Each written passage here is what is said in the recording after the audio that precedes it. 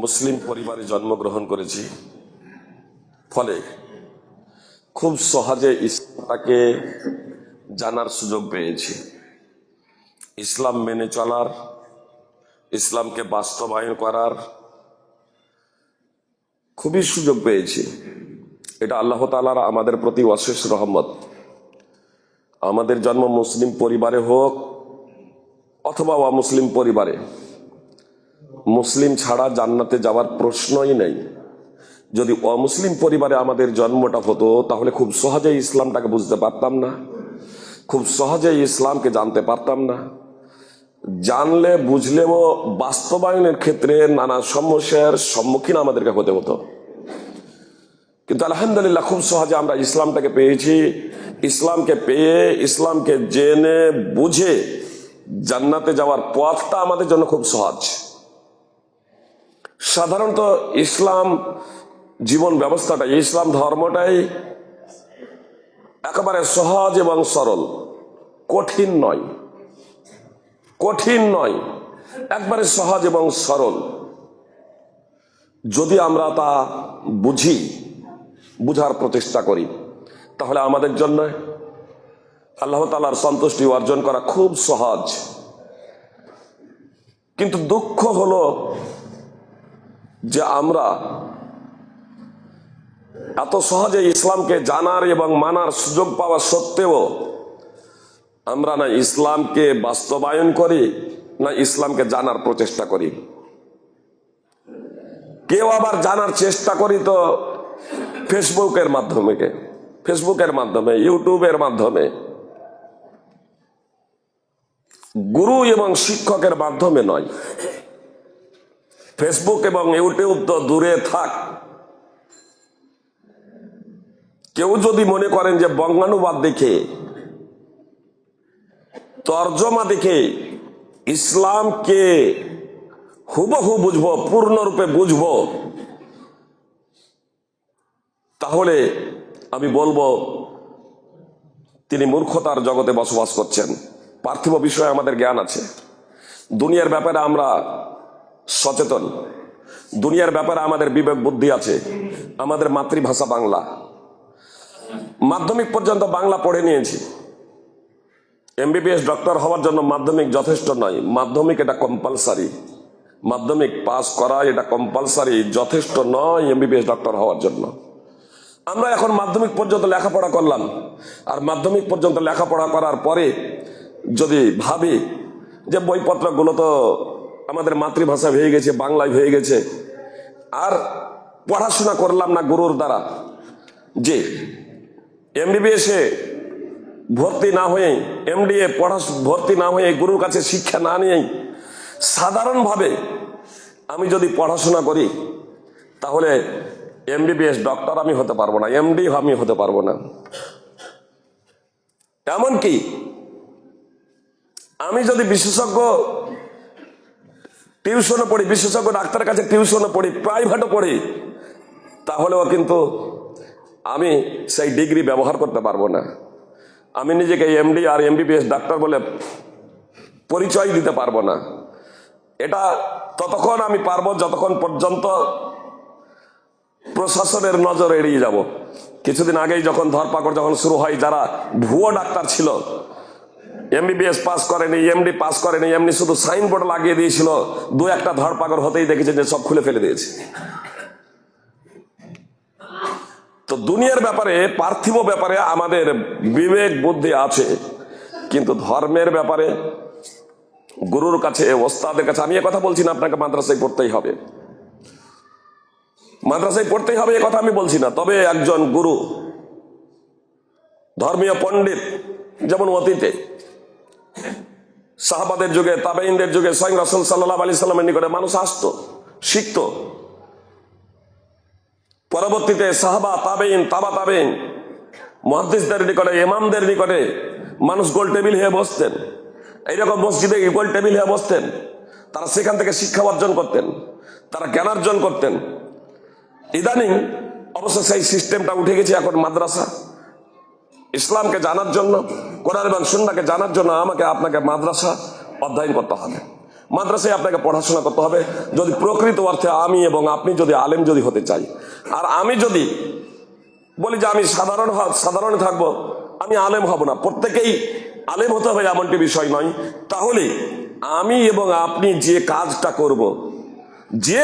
করব সেই কাজ সম্পর্কে আমাকে জ্ঞান অর্জন করতে হবে, এটা কম্পালসারি। আর এদিকেই মুহাম্মদ সাল্লাল্লাহু আলাইহি ওয়াসাল্লাম ইঙ্গিত করে বলেছেন, তালাবুল ইলমি ফারিদাতুন আলা কুল্লি মুসলিম, প্রত্যেক মুসলিমের জন্য জ্ঞান অর্জন করা অপরিহার্য কর্তব্য। আপনি যে নামাজ পড়বেন, আগে আপনাকে নামাজ জানতে হবে, নামাজের বিধিবিধান কি। নামাজের বিধিবিধান না জেনে আপনি এরকম দেখা দেখি পড়তে শুরু করে দেবেন, নামাজ হয়ে যাবে? জি না। আপনার ধারণাতে হতে পারে যে আপনি 20 বছর ধরে 30 বছর ধরে নামাজ পড়ছেন, আপনার নামাজ হয়ে যাচ্ছে। মুহাম্মদ সাল্লাল্লাহু আলাইহি সাল্লামের একজন সাহাবী নামাজ পড়লেন মসজিদে প্রবেশ করে, মুহাম্মদ সাল্লাল্লাহু আলাইহি সাল্লাম বললেন, ফিরে যাও, নামাজ পড়ো, নামাজই পড়োনি। তিনবার নামাজ পড়লেন রাসূল সাল্লাল্লাহু আলাইহি সাল্লামের সামনে, প্রত্যেকবার নবী সাল্লাল্লাহু আলাইহি সাল্লাম তাকে বললেন, ফিরে যাও, নামাজ পড়ো, নামাজই পড়োনি। চতুর্থবারের সেই সাহাবী বলছেন, আল্লাহ রাসূল সাল্লাল্লাহু আলাইহি সাল্লাম এর থেকে ভালো করে নামাজ আদায় করতে জানেন, আমাকে নামাজের প্রশিক্ষণ দিন, নামাজের ট্রেনিং নিচ্ছেন। সহিহ বুখারী মুসলিমের হাদিস, সহিহ বুখারী হাদিস নম্বর 757, সহিহ মুসলিম হাদিস নম্বর 397, সিলসিলা সাহিহ হাদিস নম্বর 2535 রয়েছে যে একজন ব্যক্তি 60 বছর ধরে নামাজ পড়বে। নবী সাল্লাল্লাহু আলাইহি সাল্লাম বলছেন 60 বছর, যে মধ্যে 60 বছর ধরে নামাজ পড়বে, অথচ তার নামাজ কবুল হবে না। 60 বছর ধরে নামাজ পড়বে। আমরা সাধারণত বাঁচছি আজকে 60-70 বছর। মুহাম্মদ সাল্লাল্লাহু আলাইহি সাল্লাম বলছেন একটা মানুষ 60 বছর ধরে নামাজ পড়বে, অথচ তার নামাজ কবুল হবে না। যদি রুকু পূর্ণ আকারে আদায় করেছে তো সিজদা পূর্ণরূপে আদায় করেনি, আর যদি সিজদা পূর্ণরূপে আদায় করেছে তো রুকু পূর্ণরূপে আদায় করেনি। এজন্য আমি এবং আপনি যে কাজটা করব সেই কাজটা আমাকে আপনাকে ভালোভাবে জানতে হবে। আজকে আবেগে মানুষ অনেক কিছু করে ফেলে, আবেগ দিয়ে কোনো কিছু করা আর নাম ইসলাম না। ইসলাম তো হলো বিশ্ববিদ্যালয় প্রদত্ত জীবন ব্যবস্থা। ইসলাম হলো বিশ্ববিদ্যালয় প্রদত্ত জীবন ব্যবস্থা। এই জীবন ব্যবস্থাকে আমাকে আপনাকে প্রথমে জানতে হবে, জেনে বুঝে আমাকে আপনাকে কোনো কিছু করতে হবে। আবেগে দিই না। পবিত্র কোরআন এবং সুন্নাহ এই প্রসঙ্গে অনেক দলিল রয়েছে, কিন্তু খুতবার টাইম যেহেতু অতীব সংক্ষিপ্ত, বিস্তারিত আলোচনা করা সম্ভব নয়। আমি সাধারণভাবে কয়েকটি কথা আপনাদের সামনে পরিবেশন করব। কথাগুলো যদি আপনারা মনোযোগ দিয়ে শুনেন তাহলে অন্তত একটা পথ নির্দেশনা পেয়ে যাবেন যে আমাদের করণীয় কি। রাসূল সাল্লাল্লাহু আলাইহি সাল্লাম একজন ব্যক্তিকে দেখলেন, ও মানত মেনেছে, নজর মেনেছে, পায়ে হেঁটে কাবা যাওয়ার, 2 ঘাড়ে ভর দিয়ে চলে যাচ্ছে, তার ছেলেদের ঘাড়ে ভর দিয়ে চলে যাচ্ছে, পা ছাড়াচ্ছে। নবী সাল্লাল্লাহু আলাইহি সাল্লাম বললেন, তাকে সওয়ার করাও। আল্লাহ এই কষ্ট পছন্দ করেন না। মানতের ফিদিয়া প্রদান করবে। উকবা বিন আমির রাদিয়াল্লাহু তাআলা আনহু বলছেন যে আমার বোন মানত করেছে কাবা যাওয়ার পায়ে হেঁটে। মুহাম্মদ সাল্লাল্লাহু আলাইহি সাল্লামকে জিজ্ঞেস করা হলো, মুহাম্মদ সাল্লাল্লাহু আলাইহি সাল্লাম বললেন, তাকে আরোহণ করতে বলো, তাকে আরোহণ করে যেতে বলো, এবং সে যে মানত করেছে সেই মানতের ফিদিয়া দিয়ে দিতে বলো।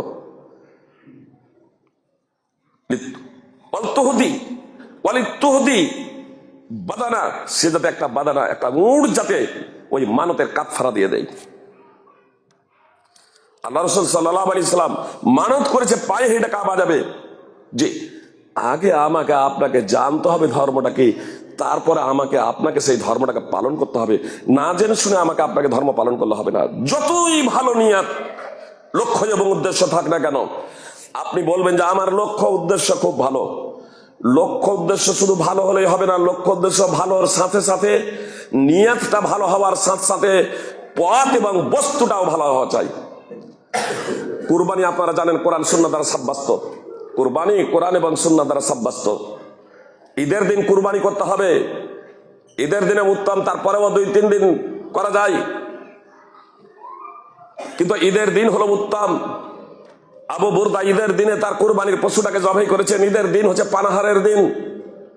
নবী সাল্লাল্লাহু আলাইহি সাল্লাম বললেন, যে ব্যক্তি ঈদের নামাজের আগে কুরবানি করেছে তার কুরবানি হয়নি, ওয়ালা নুসুক আলাহ, তার কুরবানি হয়নি।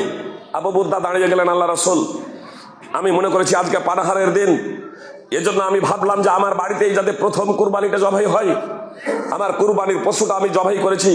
ওয়াকাল তো আম তো আহলি ওয়া জিরানি, আমি খেয়েছি, আমার পাড়া প্রতিবেশীকে খাইয়ে এসেছি। লক্ষ্য উদ্দেশ্য কত ভালো দেখুন। একমাত্র আল্লাহ তাআলার সন্তুষ্টির উদ্দেশ্যে কুরবানি করেছেন, একমাত্র আল্লাহ তাআলার সন্তুষ্টির উদ্দেশ্যে। আর পরিবারকে নিয়ে খেয়ে বাড়ির ভিতরে মাংস ভরে রেখে আসেন নাই, সব বরং পরিবারকে নিয়ে খাবেন, এটা স্বাভাবিক। তিনি বলছেন আমি পাড়া প্রতিবেশীকে কুরবানির মাংস খাইয়েছি দিয়ে ঈদের নামাজ পড়তে এসেছি। মুহাম্মদ সাল্লাল্লাহু আলাইহি সাল্লাম বললেন শাতুকা শাতুলাহাম, তো তোমার ছাগল গোশতের ছাগল হয়েছে, কুরবানির তুমি সওয়াব পাবে না।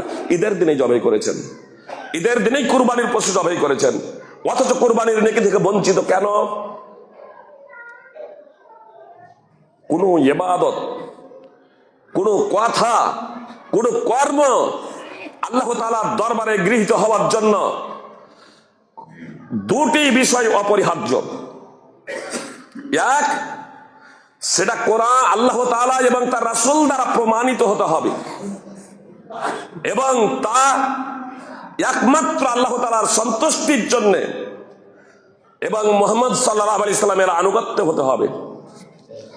কোরআন এবং সুন্নাহ দ্বারা সাব্যস্ত কুরবানি হয়ে গেছে, আল্লাহ তাআলার সন্তুষ্টির জন্য আদায় করেছেন, কিন্তু মুহাম্মদ সাল্লাল্লাহু আলাইহি সাল্লামের পূর্ণ আনুগত্য হয় নাই। ঈদের দিনে কুরবানি করতে হবে এতটুকু হয়েছে, কিন্তু পূর্ণ আনুগত্য হলো যে ঈদের নামাজ পড়ার পরে কুরবানি করবে।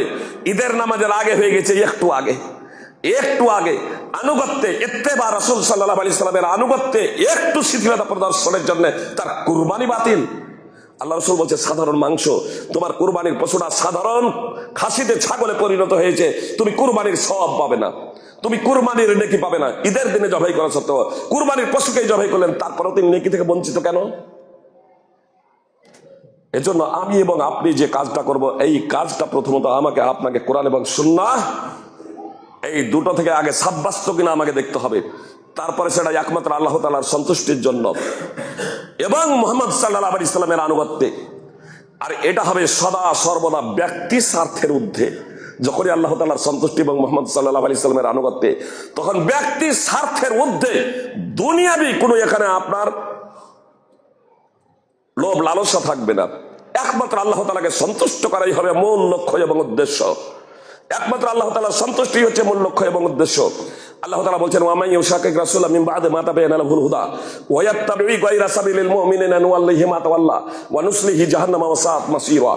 যে কেউ রাসূল সাল্লাল্লাহু আলাইহি সাল্লামের বিরুদ্ধাচরণ করবে, সুস্পষ্ট হিদায়াত এসে যাওয়ার পরে, পথ স্পষ্ট হয়ে যাওয়ার পরে, যে কেউ রাসূল সাল্লাল্লাহু আলাইহি সাল্লামের বিরুদ্ধাচরণ করবে এবং সাহাবাদের পথকে ছেড়ে দিয়ে অন্য পথে ধাবমান হবে।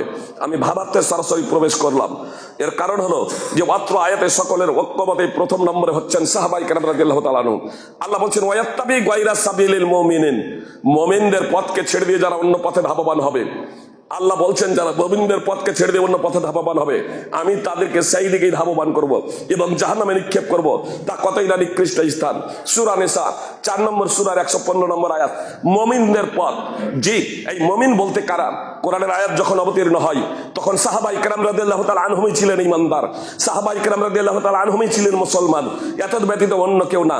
অতএব আজকের কেউ যদি বলে যে ওই আয়াত থেকে উদ্দেশ্য আমরা কোন দেওবন্দি বা ব্রেলি বা প্রচলিত আহলে হাদিস বা শাফি মালিকি হাম্বলি বা শিয়া বা সুন্নি, এরা না। কে কাদের পথ অনুসরণ করতে বললেন? শুধু মুহাম্মদ সাল্লাল্লাহু আলাইহি সাল্লামের নয়। আজকে তো কিছু মানুষ মনে করছে, কিছু মানুষ ভাবছে আমাদের জন্য সুন্নাহর প্রয়োজন নেই, কোরআনই যথেষ্ট। আল্লাহ বলছেন শুধু সুন্নাহই শুধু নয়, মুহাম্মদ সাল্লাল্লাহু আলাইহি সাল্লামের শুধু আনুগত্যই নয়, বলছেন সাহাবাদের পথকে ছেড়ে দিয়ে মুমিনদের পথ তথা সাহাবাদের পথ। এই আয়াত যখন অবতীর্ণ হয় তখন যারা ঈমান নিয়ে এসেছিলেন তাদেরকে বলা হয় সাহাবা।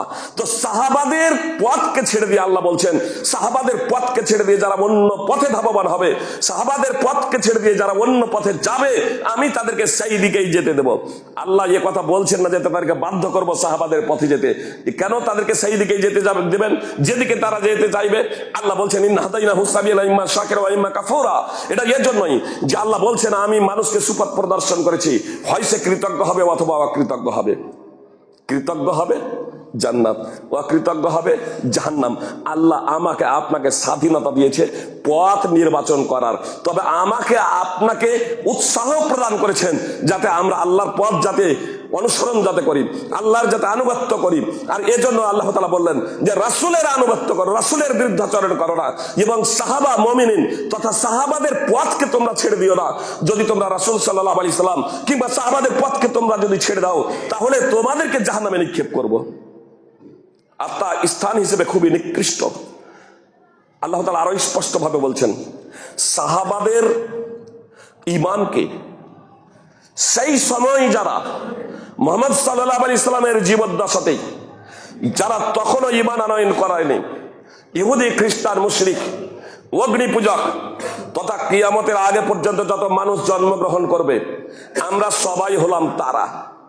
এই তারা কখন হেদায়েত প্রাপ্ত হবে, এই তারা কখন সুপথের পথিক হবে? আল্লাহ তাআলা বলছেন, ফাইন আমানু বিমিসলি মা আমানতুম বিহি ফাকাদ ইহতাদাউ, যদি তারা তোমাদের মতো ঈমান নিয়ে আসে। তোমাদের বলতে কারা আর তারা বলতে কারা?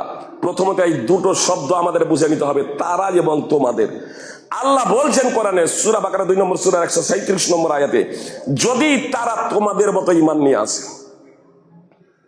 এই কোরআনের আয়াত যখন অবতীর্ণ হয়, তখন যারা ঈমান নিয়ে এসেছিলেন তারাই হলেন তোমাদের, তারাই হলেন তোমাদের যারা ঈমান নিয়ে এসেছিলেন। এই জন্য আল্লাহ বলছেন তোমাদের মতো যারা ঈমান নিয়ে আসবেন। এত দ্বারা বোঝা যাচ্ছে যে তখন যারা ঈমান নিয়ে এসেছিলেন তাদের ঈমানকে তারাদের জন্য মানদণ্ড নির্ধারণ করছেন। আল্লাহ বলছেন তারা, অর্থাৎ সেই সময় যারা জীবিত ছিল, সেই সময় যারা জীবিত ছিল তারা সহ চারজন ইমাম সহ পৃথিবীতে যত মানুষ জন্মগ্রহণ করবে, মুসলমান এবং অমুসলমান সবাই হলো তারা। এই তারারা কখন হেদায়েত প্রাপ্ত হবে? আল্লাহ বলছেন যখন তোমাদের মতো ঈমান নিয়ে আসবে, অর্থাৎ সাহাবায়ে কেরাম রাদিয়াল্লাহু তাআলা আনহুমদের মতো যখন ঈমান যখন নিয়ে আসবে, তখন এরা হেদায়েত প্রাপ্ত হবে, সুপথ প্রাপ্ত হবে। আর সাহাবাদের মতো যদি এরা ঈমান নিয়ে না আসে, তাহলে এরা তো রয়েছে কেবল বিরোধিতায়, এরা মতভেদে লিপ্ত হয়ে যাবে। আজকে মুসলিমদের মাঝে এত মতভেদ, এত মতানৈক্য, এত ফেরকা, এত দল হবার অন্যতম কারণ হলো যে আমরা সাহাবায়ে কেরামদের মতো ঈমান নিয়ে আসতে পারিনি। সাহাবায়ে কেরাম রাদিয়াল্লাহু তাআলা আনহুদের ঈমানকে মানদণ্ড হিসেবে আমরা গ্রহণ করিনি। যদি আমরা সাহাবায়ে কেরাম রাদিয়াল্লাহু তাআলা আনহুদের ঈমানকে মানদণ্ড হিসেবে গ্রহণ করতাম, তাহলে আমাদের মাঝে মতভেদ করে দল দল ফেরকা ফেরকা আমরা হয়ে যেতাম না। কোন ক্ষেত্রে মতভেদ হতে পারে সাময়িক, এটা স্বাভাবিক। সাহাবায়ে কেরাম রাদিয়াল্লাহু তাআলা আনহুদের মাঝেও ছিল। বিস্তারিত আলোচনা করার সময় নেই, শুধু একটা উদাহরণ আপনাদের দেব। একদা মদিনা থেকে কিছু লোক এসে ইবনে আব্বাস রাদিয়াল্লাহু তাআলা আনহুকে জিজ্ঞেস করলো মক্কায়, আচ্ছা হজের সময় জিজ্ঞেস করেছিলেন বিদায়ী তওয়াফ কোনো মহিলা যদি ঋতুবতী হয়ে যায়, তাহলে সে বিদায়ী তওয়াফ করবে কি করবে না? মানে যারা হজ যারা করেন তাদের জন্য বিদায়ী তওয়াফ আবশ্যিক। মুহাম্মদ সাল্লাল্লাহু আলাইহি ওয়াসাল্লাম বলেছেন যে কেউ যাতে বিদায়ী তওয়াফ না করে মক্কা ত্যাগ না করে, শেষ তওয়াফ না করে, মানে মক্কা ত্যাগ করার আগে যে তওয়াফটা করতে হয় কাবার চত্বরে, সেই তওয়াফটাকে বিদায়ী তওয়াফ বলে। তো আল্লাহ রাসূল সাল্লাল্লাহু আলাইহি ওয়াসাল্লাম বলেছিলেন এই বিদায়ী তওয়াফ না করে কেউ যাতে মক্কা না ছাড়ে। যায়েদ বিন সাবিতের এই হাদিস জানা ছিল। আব্দুল্লাহ ইবনে আব্বাস রাদিয়াল্লাহু তাআলা আনহুকে কিছু মদিনার লোক জিজ্ঞেস করলো যে কোন মহিলা বিদায়ী তওয়াফ করার আগে যদি ঋতুবতী হয়ে যায়, তার পিরিয়ড চলে আসে, মাসিক হয়ে যায়, তাহলে তার করণীয় কি? তো ইবনে আব্বাস রাদিয়াল্লাহু তাআলা আনহু বললেন যে কোন মহিলা তওয়াফে জিয়ারার পরে যদি ঋতুবতী যদি হয়ে যায়, তাহলে তার জন্য বিদায়ী তওয়াফ আবশ্যিক নয়। এক কথায় বিদায়ী তওয়াফ ঋতুবতী মহিলাদের জন্য আবশ্যিক নয়, তারা মক্কা ত্যাগ করতে পারেন। তখন ওই মদিনার লোকগুলো বলল আমরা আপনার আনুগত্য করব না, যায়েদ বিন সাবিতের কথা ছেড়ে দিয়ে আপনার আনুগত্য করব না। আর যায়েদ বিন সাবিত তো বলছেন যে ঋতু হলেও তাদেরকে বিদায়ী তওয়াফ করতে হবে, যেহেতু ওই অবস্থায় করা যাবে না, এজন্য তারা মক্কায় অবস্থান করবে, পবিত্র হবে, তারপরে বিদায়ী তওয়াফ করবে, তারপরে মক্কা ত্যাগ করবে। তখন ইবনে আব্বাস রাদিয়াল্লাহু তাআলা আনহু বলেছিলেন যাও উম্মে সুলাইম রাদিয়াল্লাহু তাআলা আনহাকে জিজ্ঞেস করবে, আনসারী উম্মে সুলাইম রাদিয়াল্লাহু তাআলা আনহাকে জিজ্ঞেস করবে। তারা মদিনায় গেল। মদিনায় যাওয়ার পরে উম্মে সুলাইম রাদিয়াল্লাহু তাআলা আনহাকে জিজ্ঞেস করলেন। উম্মে সুলাইম রাদিয়াল্লাহু তাআলা আনহা তিনি হাদিস বর্ণনা করলেন যে আল্লাহ রাসূল সাল্লাল্লাহু আলাইহি ওয়াসাল্লাম ঋতুবতী মহিলাদের জন্য বিদায়ী তওয়াফ আবশ্যিক করেননি।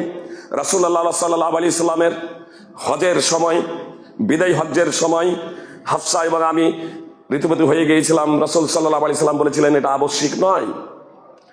তারা মদিনায় ফিরে তারা ইবনে আব্বাসের কাছে ফিরে এলেন এবং বললেন হাদিস পেয়ে গেছি, আপনি যা বলেছিলেন এটাই সঠিক। এই সংবাদ যায়েদ বিন সাবেতের কাছে এখনো পৌঁছায় না। এরপরে যায়েদ বিন সাবেতের সাক্ষাৎ হয়ে গেল আব্দুল্লাহ ইবনে আব্বাসের কাছে, যে আব্দুল্লাহ ইবনে আব্বাস ফতোয়া দিচ্ছেন ঋতুবতী মহিলাদের জন্য বিদায়ী তওয়াফ আবশ্যিক নয়।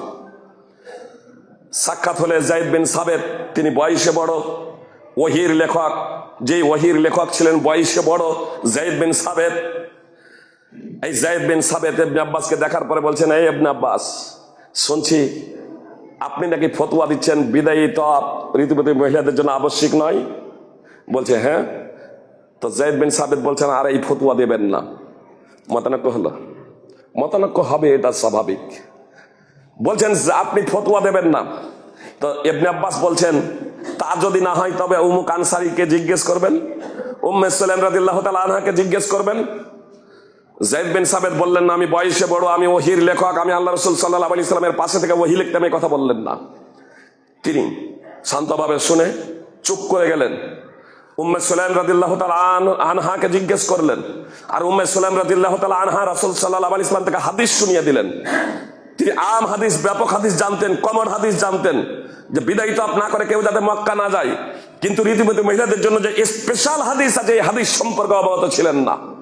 ফলে এই হাদিস যখন উম্মে সুলাইম রাদিয়াল্লাহু তাআলা আনহার কাছে শুনলেন, তিনি লজ্জিত হলেন না। যে তিনি লজ্জিত হলেন না, আমরা মনে ভাবি আমার ভুলটা ধরা পড়ে গেল, তো আমি হেরে গেলাম, আমি পরাজিত হলাম, তা না।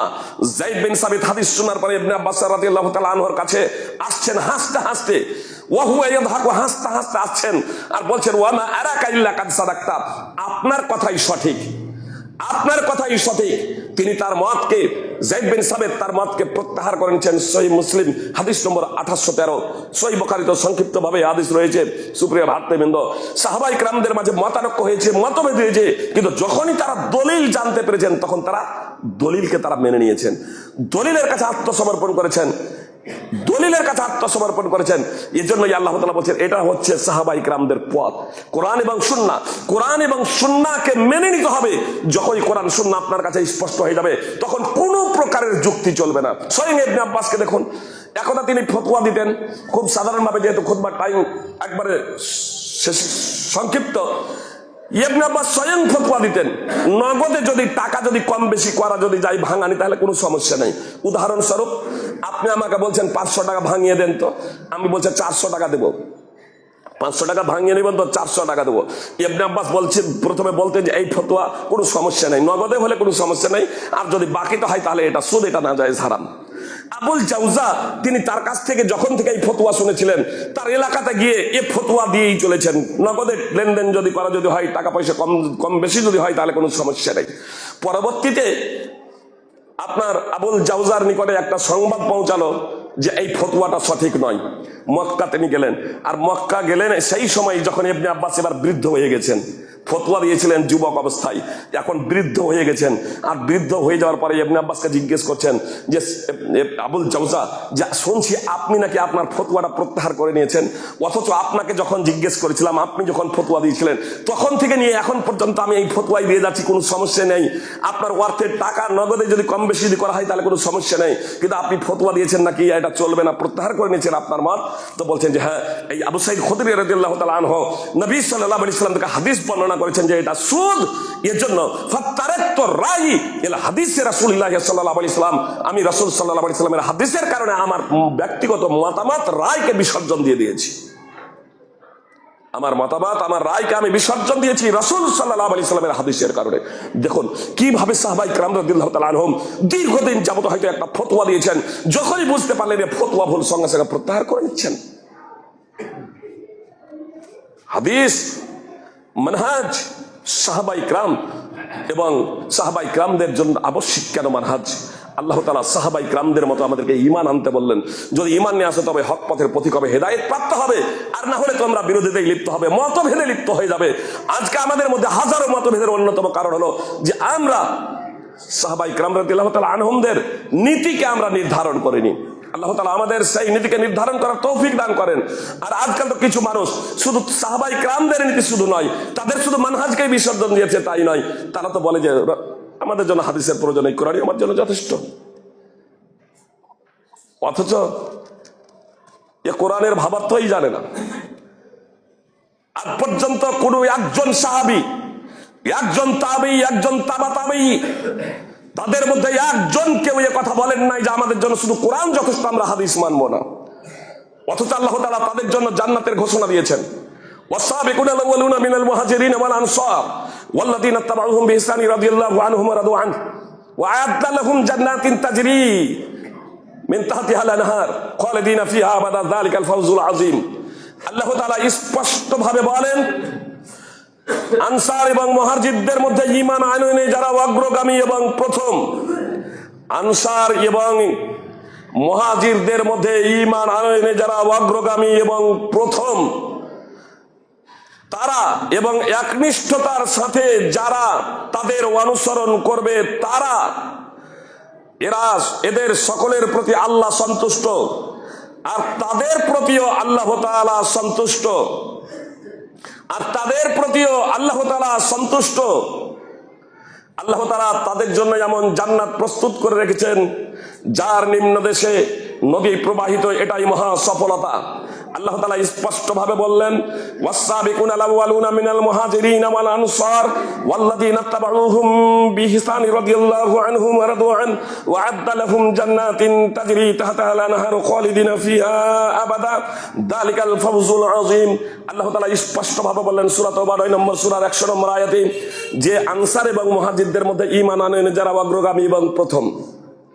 আপনারা জানেন মুহাজিরদের মধ্যে ঈমান আনয়নে অগ্রগামী এবং প্রথম সকলের ঐক্যমতেই, শিয়া সুন্নি সকলের ঐক্যমতেই খোলাফায়ে আরবা, খোলাফায়ে রাশেদিন, আবু বকর, উমর, উসমান এবং আলী, এই চারজন খলিফা সহ আরো অনেকেই আছেন।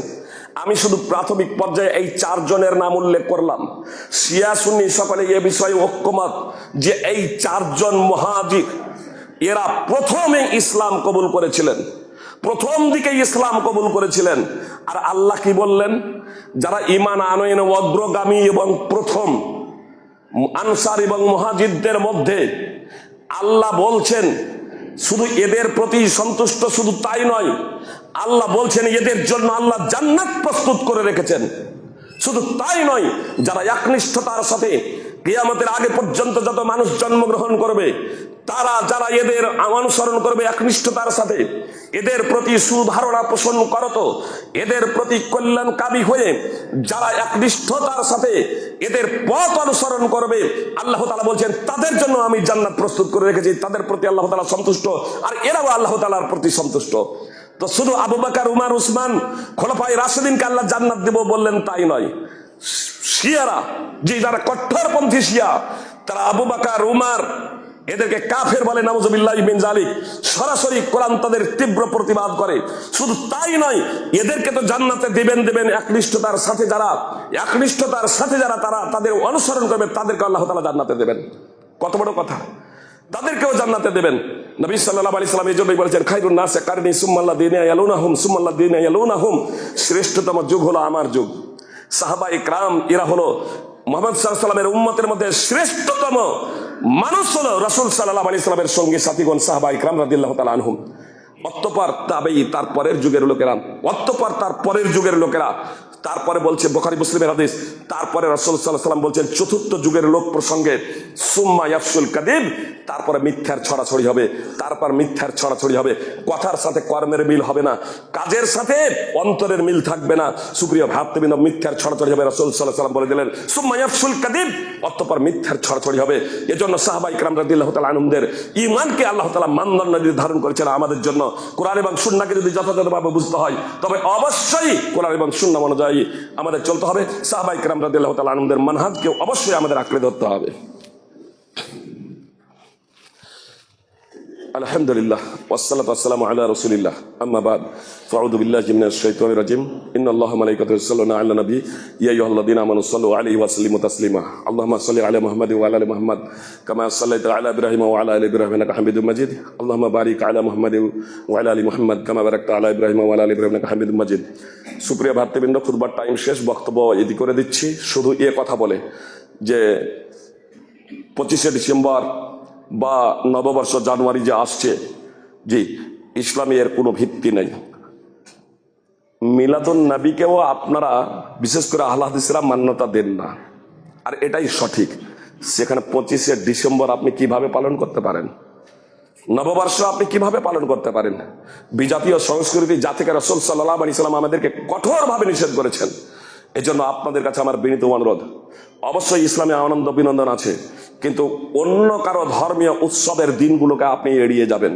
শিরক বিদআত কুসংস্কার থেকে সর্বতভাবে বিরত থাকবেন, নিজে বিরত থাকবেন, সন্তান সন্ততি পাড়া প্রতিবেশীকে বিরত থাকার জন্য সর্বাত্মক প্রচেষ্টা করবেন। আল্লাহ তাআলা আমাদের প্রত্যেকে পবিত্র কোরআন ও সুন্নাহ অনুযায়ী জীবনযাপন করার তৌফিক দান করেন। আমিন।